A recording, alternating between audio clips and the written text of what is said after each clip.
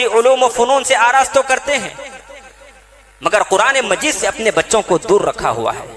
یہ نادانی اور سراسر جہالت کی بات ہے۔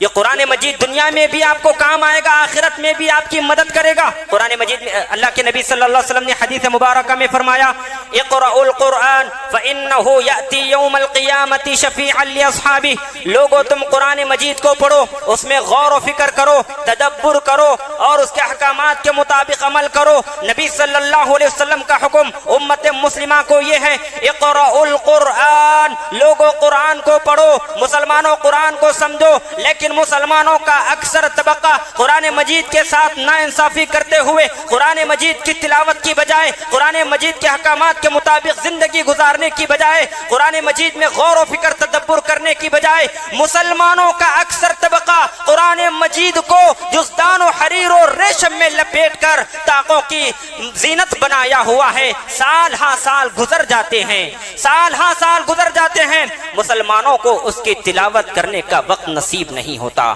یہ مسلمانوں کا آج کا شیوا ہے، آج کا وتیرہ بن چکا ہے۔ ایک زمانہ تھا مسلمانوں کے گھروں سے بعد نماز فجر تلاوت قرآن مجید کی آوازیں سنائی دیتی تھی، مگر وہ زمانہ ختم ہو چکا ہے، وہ زمانہ لٹ گیا۔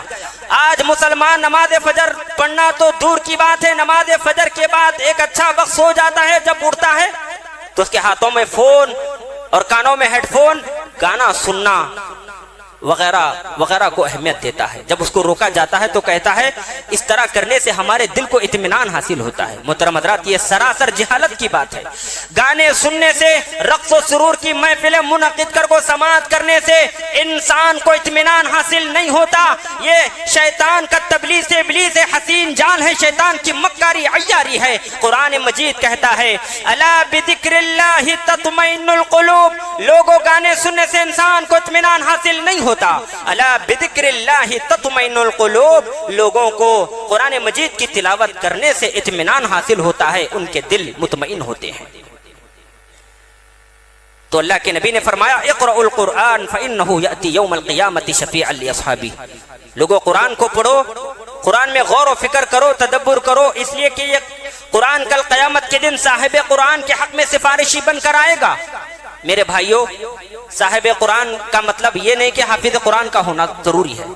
صاحب قرآن اس شخص کو کہتے ہیں جو قرآن مجید کی روز تلاوت کرتا ہے، قرآن مجید کو روز پڑھتا ہے، اس میں غور و فکر اور تدبر کرتا ہے، اس کے احکامات کے مطابق زندگی گزارتا ہے، یہ تو صاحب قرآن ہے۔ اور اسی صاحب قرآن کے تعلق سے نبی نے فرمایا فَإِنَّهُ يَأْتِي يَوْمَ الْقِيَامَةِ شَفِيعًا لِأَصْحَابِهِ، کل قیامت کا دن ہیبت ناک دن ہوگا، لوگ پسینوں میں ڈوبے ہوئے ہوں گے، ننگے بھوکے پیاسے نفسا نفسی کے عالم میں اللہ تعالیٰ کے سامنے کھڑے ہوں گے۔ ایک بھائی بھائی کو دیکھ کر بھاگ جائے گا، ایک انسان کو دیکھ کر بھاگ جائے گا، ایک دوست اپنے دوست کو دیکھ کر بھاگ جائے گا۔ فَإِنَّهُ يَأْتِي يَوْمَ الْقِيَامَةِ شَفِيعًا لِأَصْحَابِهِ، مگر یہ قرآن مجید اپنے پڑھنے والوں کے حق میں آ کر سفارش کرے گا اور اللہ تعالیٰ قرآن کی سفارش کو قبول بھی فرمائے گا۔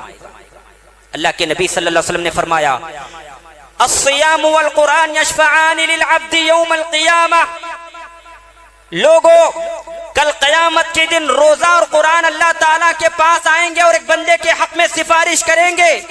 قرآن کہے گا اے اللہ، یہ وہ بندہ تھا جو دنیا میں میری تلاوت کیا کرتا تھا، مجھ میں غور و فکر تدبر کیا کرتا تھا اور اس کے احکامات کے مطابق زندگی گزارا کرتا تھا، اے اللہ اس کو معاف فرما دے۔ تو اللہ تعالیٰ قرآن کی سفارش کو قبول کر کے بندے کو معاف فرما دیں گے۔